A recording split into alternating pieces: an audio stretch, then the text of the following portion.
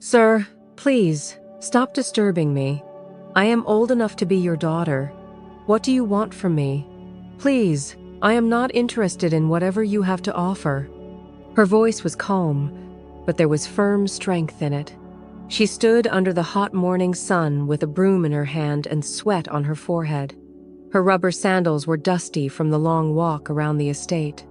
Her voice echoed on the quiet Saturday morning, and for a moment, everything around them stood still. Edward blinked.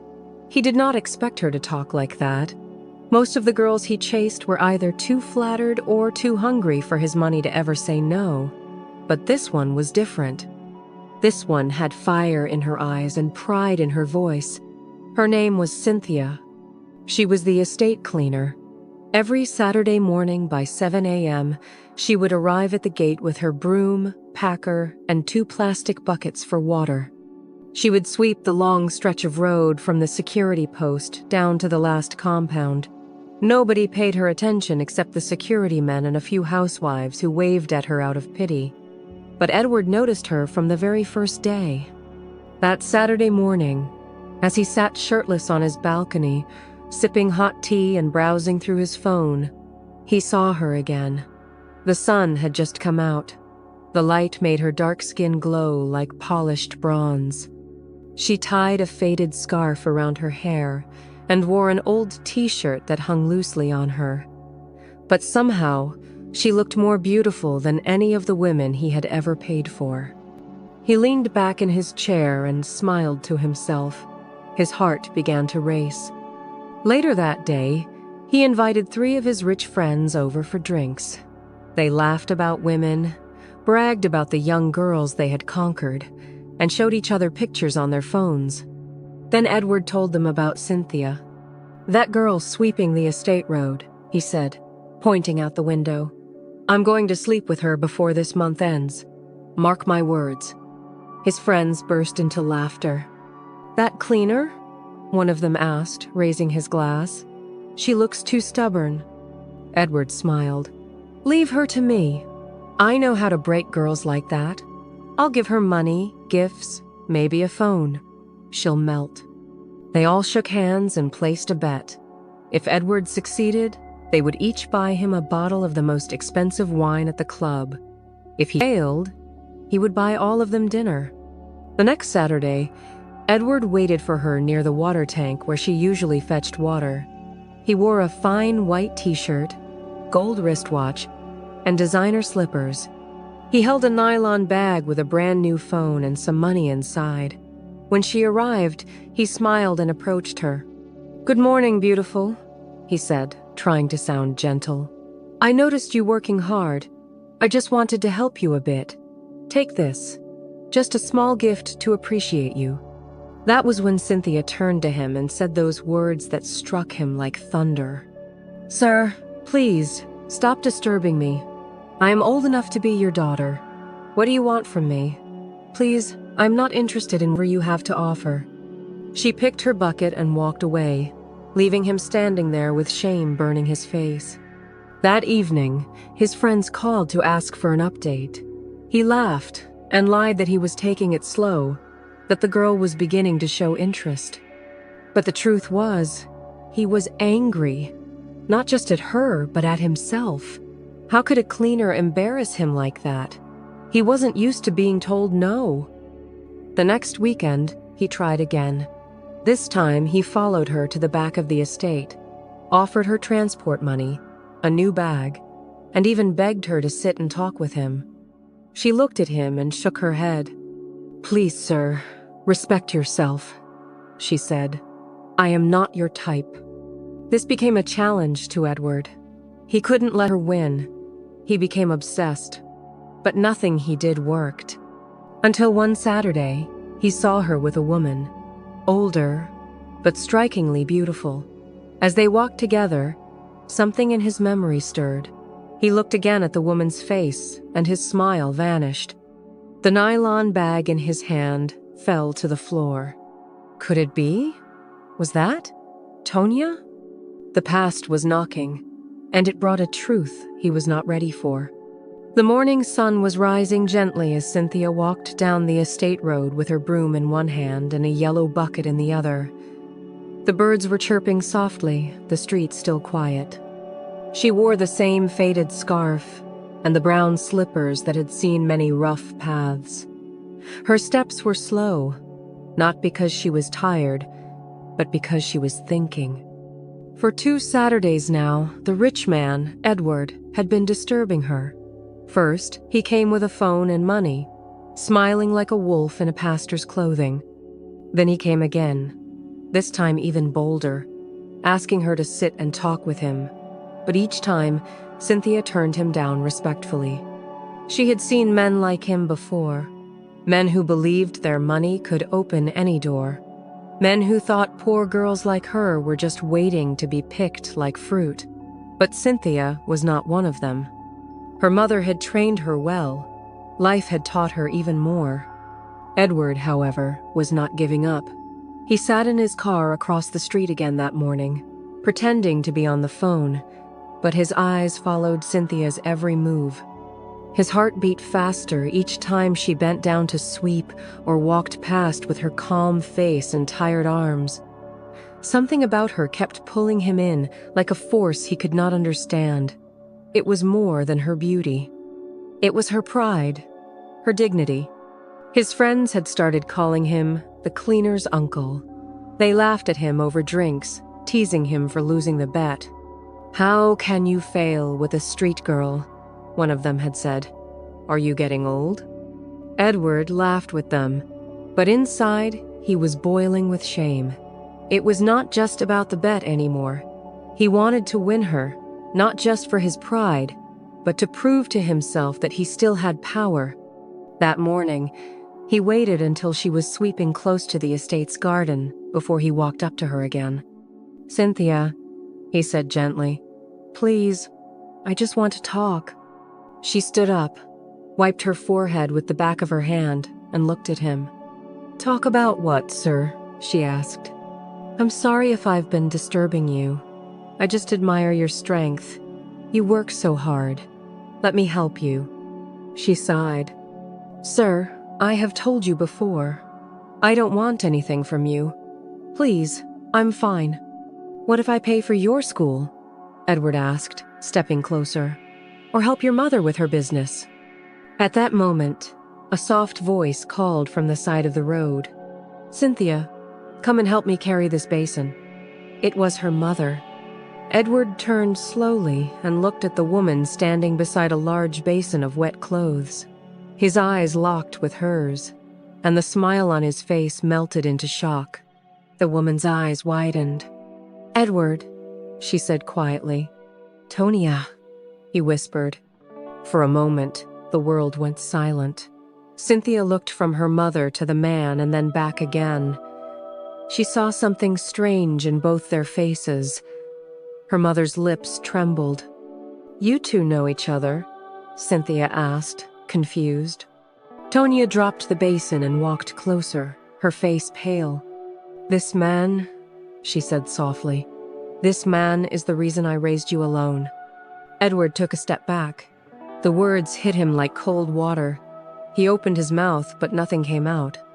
Cynthia stared at him. Her broom dropped from her hand. "What are you talking about, Mummy?" Tonia looked at her daughter and wiped a tear from her cheek. "This is your father." Edward covered his face and began to cry. Cynthia stood frozen. Her hands were shaking, and her lips could not form words. She looked at her mother, then at Edward, then back again. The early morning breeze passed gently, but she did not feel it. Her ears rang with the words she had just heard. "This is your father." Edward dropped to his knees on the rough pavement. His shirt was clean and white, but his heart was heavy and stained. His eyes were full of regret. He tried to speak, but his voice broke into pieces. "Tonia, I didn't know. I swear I didn't know she was my daughter." Tonia stepped back, her eyes still on him. "You didn't care to know. You left without a word. You changed your number. You disappeared." Edward bowed his head. I was foolish. I was scared. I had too many things going on. I didn't want responsibility. I was chasing money, women, and pleasure. Cynthia felt something rise in her throat. Her eyes burned. She knelt down beside her mother, searching her face for answers. "Mummy, you mean all these years? I had a father? And it was this man?" Tonya nodded slowly. "I didn't tell you because I didn't want you to carry bitterness. I didn't want you to hate a man you never met." Cynthia looked at Edward with new eyes. The man who had been disturbing her every week was her own father, the same man who wanted to sleep with her out of lust. She felt dirty. She felt cold. She wrapped her arms around herself and cried. Edward crawled closer. "Cynthia, please forgive me. I swear on my life I didn't know. If I had known, I would never. I feel like dying. Please forgive me." Tonya pulled her daughter close. She stared at Edward with pain in her eyes. "You caused me shame. You left me to carry the weight alone. Do you know how many nights I cried, begging God to help me raise this child? Do you know how many times we went hungry because I couldn't work and care for a baby at the same time?"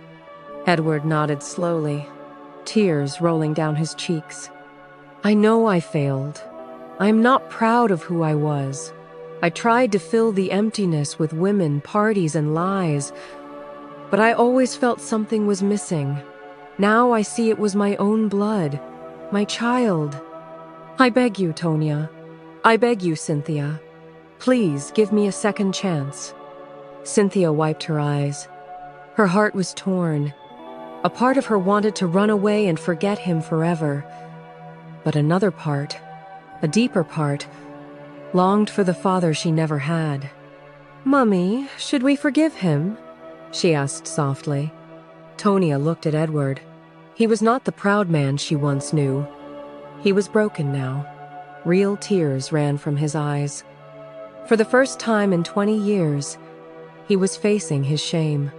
She took a deep breath. "Forgiveness is not easy," she said, "but it is healing." Edward reached out and touched Cynthia's hand gently. "I want to make things right. I want to be a father to you, Cynthia. I want to take care of both of you. I want to give you the life I should have given you long ago." Cynthia looked into his eyes and saw sincerity. Slowly, she nodded. "I don't know how to feel, but I'm willing to try." Edward broke down and wept openly. For the first time in his life, he felt peace trying to enter his heart. Tonya stood up, her arms around Cynthia. "We will not forget what you did," she said. "But if you're serious about changing, prove it with your actions. We don't want your money. We want your truth." Edward nodded again, still on his knees. "I will show you. I promise." The sun had fully risen, but the morning still felt heavy with emotion. Edward sat in his living room later that day, alone, thinking deeply. The silence in his big house was louder than ever before. All the fine things around him, the marble floor, the air conditioner, the big screen television, even the expensive perfume he had sprayed earlier, meant nothing now. He had almost destroyed his own daughter's life, just to satisfy a dirty desire. His mind replayed everything. Cynthia's face when she heard the truth, the pain in Tonya's eyes, his own tears. He felt like a fool. But he also felt something else, something strange and rare. He felt ready to change. That same evening, Edward took his car and drove to the small one-bedroom flat where Tonya and Cynthia lived. The street was narrow and muddy, with children playing by the roadside. People stared at his black Jeep as it entered the area. He didn't care. He parked and came down, holding a brown envelope in one hand and a humble heart in the other. Tonya opened the door when he knocked. She was wearing a simple gown with her hair tied back. Her eyes were not angry, just tired. "I came to talk," Edward said softly. She stepped aside and let him in. Cynthia was sitting on the plastic chair inside, her head bent, sewing a piece of cloth with needle and thread. Edward looked around the room. It was small but neat. He sat on a stool and placed the envelope on the table. "I brought some documents," he began. "There's an admission letter inside. Cynthia has been accepted into a private university. I've paid the full fees for 4 years. Also, there's a business proposal for you, Tonia. I want to set up a fabrics and tailoring shop for you. I know you're good with your hands. Let me give you a better space to work." Tonia looked at him without speaking. "I'm not doing this to impress you," he added quickly. "I'm doing it because I owe both of you. I owe you a life I should have helped build." Cynthia raised her head slowly. She looked into Edward's eyes. "Why are you doing all this now?" He sighed. "Because I'm tired of living a lie. For 20 years I have been lost. I thought money and pleasure would fill the hole in me, but they never did. Now I know why. That hole was shaped like a daughter I never knew, a family I abandoned." Tonia's eyes became wet again, but she did not look away. "I was angry at you, Edward, but I also prayed. I prayed that one day you would change, that God would touch your heart." He nodded. "He did. Through Cynthia, through you." There was silence for a while. Then Cynthia stood up and walked to the door. She looked out into the street where children were still playing. "I don't know if I can ever call you Dad just like that," she said, her voice low. "But I am willing to see where this journey leads. Just don't disappoint us again." Edward stood up and placed his hand over his chest. "I will not." The following month, the estate was filled with whispers. The rich man who used to chase young girls was no longer the same. He no longer attended wild parties. He no longer brought different women to his house. Instead, he was often seen visiting a small shop in town where Tonia had opened her new fabric store. Sometimes he would walk beside Cynthia, helping her carry her books. People were surprised. Some laughed, some mocked, but those who looked closely could see the truth. Edward had changed. He married Tonia in a small church ceremony, with only close friends and family. It was not a grand wedding, but it was sincere. Cynthia stood by them as they exchanged vows, smiling for the first time in a long while. For Edward, it was not just a wedding, it was a rebirth. He had lost his way, but he had found it again. Not through riches, not through power, but through the same girl he once wanted to use. Cynthia, the daughter he never knew he had. And now, he was ready to be the father and husband he should have been all along. Every action we take today plants a seed in tomorrow. Lust, pride, and carelessness can destroy lives, but humility, repentance, and love can heal even the deepest wounds. What part touched you the most? Please share in the comments. A new story is coming soon. Subscribe and turn on notifications so you don't miss it.